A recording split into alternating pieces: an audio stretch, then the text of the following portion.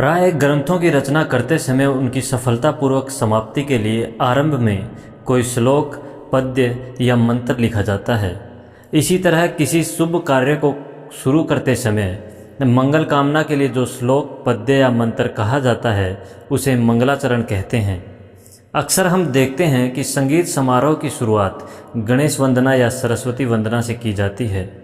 मंगलाचरण क्यों किया जाता है? नमस्कार, भक्ति कथा और कहानी में आपका स्वागत है। मनुष्य जब कभी सत्कर्म करता है तो मानव का संचित पाप विघ्न डालने आ पहुंचता है। इस पाप के विनाश के लिए मंगलाचरण आवश्यक है। जब कोई मनुष्य बहुत अधिक भक्ति करता है तब देवगणों को ईर्ष्या होती है और वे भी विघ्न उपस्थित कर देते हैं। देवताओं को भय रहता है कि यदि यह मनुष्य हमसे श्रेष्ठ होगा तो हमारे ही सिर पर पांव रखकर भगवान के धाम में पहुंचेगा। अतः देवताओं से प्रार्थना करनी आवश्यक होती है कि हे देव, आप हमारे सत्कार्य में विघ्न उपस्थित न करना।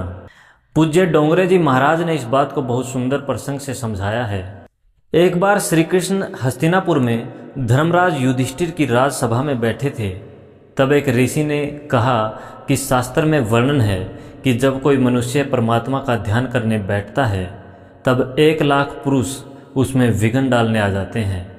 भगवान की कथा सुनने और दर्शन करने की इच्छा होने पर 50,000 विघ्न पुरुष उपस्थित हो जाते हैं। दान की इच्छा होने पर 25,000 विघ्न आकर उसको रोकते हैं। गंगा स्नान को जाने पर 12,500 विघ्न पुरुष रुकावट डालते हैं।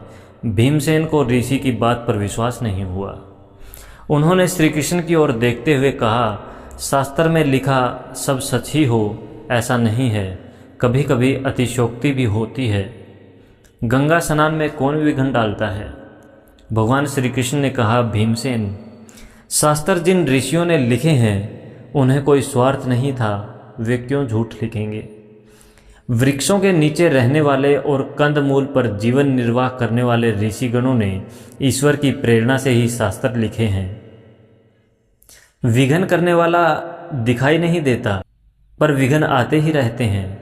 भीमसेन ने कहा, अच्छा मैं देखता हूँ गंगा स्नान में कौन विघ्न डालता है। जो भी विघ्न डालेगा मैं उसे मार डालूंगा। यह कहकर भीमसेन हाथ में गदा लेकर गंगा जी के तट पर जा पहुँचे। वे वहाँ 12 घंटे तक खड़े देखते रहे कि कहीं कोई विघ्न पुरुष तो आ नहीं रहा है।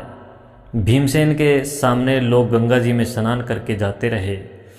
12 घंटे बाद भीमसेन ने वापस आकर भगवान श्री कृष्ण से कहा, शास्त्र की यह बात झूठी है। मैंने स्वयं अपनी आँखों से देखा है कि गंगा स्नान में कोई विघ्न नहीं डालता है। भगवान श्री कृष्ण ने कहा, शास्त्र झूठा है, ऐसा नहीं कहना चाहिए। तुम वहाँ 12 घंटे खड़े रहे, तुमने गंगा जी में स्नान किया कि नहीं?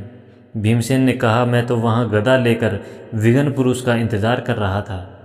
भगवान श्री कृष्ण ने पूछा, तुमने गंगा जी को प्रणाम किया? भीमसेन ने उत्तर दिया, नहीं, मैंने गंगा जी को प्रणाम नहीं किया। भगवान श्री कृष्ण ने कहा, तब तो शास्त्र की बात बिल्कुल सच्ची है। तुम्हारे जैसे वीर को भी किसी ने पकड़ कर रखा था, तभी तो गंगा तट पर 12 घंटे खड़े रहकर भी तुमने न तो गंगा जी को प्रणाम किया और न ही स्नान किया।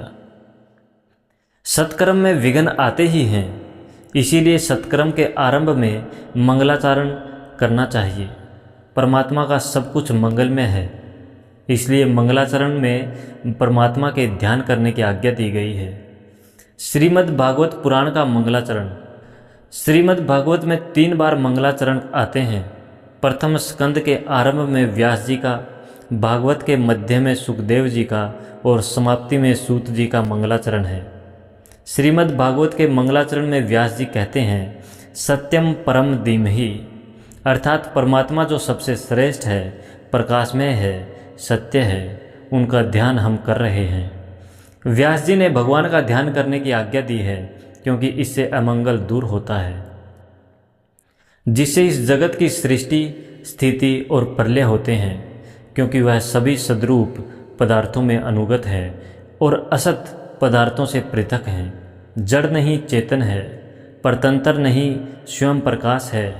जो ब्रह्मा अथना हिरण्यगर्भ नहीं, बल्कि उन्हें अपने संकल्प से ही जिसने उस वेद ज्ञान का दान किया है, उस अपनी स्वयं प्रभा ज्योति से सर्वदा और सर्वदा माया और माया कार्य से पूर्णतः मुक्त रहने वाले परम सत्य रूप परमात्मा का हम ध्यान करते हैं। महाभारत में भगवान व्यास ने मंगलाचरण इस प्रकार किया है। नारायण नमस्कृत्य नरम चैव नरोत्तमं देवीं सरस्वतीं व्यासं ततो जय मुदीरयेत्। अर्थात नारायण श्री कृष्ण, नर अर्जुन, सरस्वती और स्वयं व्यास जी को नमस्कार है। रामचरितमानस के आरंभ में गोस्वामी तुलसीदास जी द्वारा किया गया मंगलाचरण इस प्रकार है। वर्णानामर्थ संगानाम रसानाम छंद सांपी मंगलानाम चक्रतारो वंदे वाणी विनायको। अर्थात वर्णों, अक्षरों, अर्थ समूहों, रसों, छंदों और मंगलों को करने वाली सरस्वती जी और गणेश जी की मैं वंदना करता हूँ। अन्य मंगलाचरणों में तुलसीदास जी ने भगवान शंकर, पार्वती और गणेश जी की वंदना की है। भवानी शंकरो वंदे श्रद्धा विश्वास रूपिणो याभ्याम विना न पश्यन्ति सिद्धा स्वांत सतमी सौरम।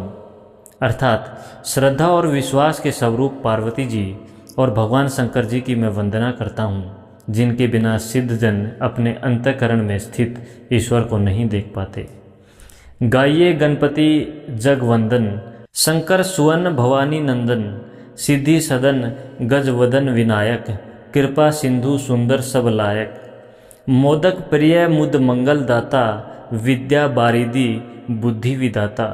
मांगत तुलसीदास कर जोरे बसी राम सिय मानस मोरे। जय जय श्री राधे, जय श्री कृष्ण, जय हिंद।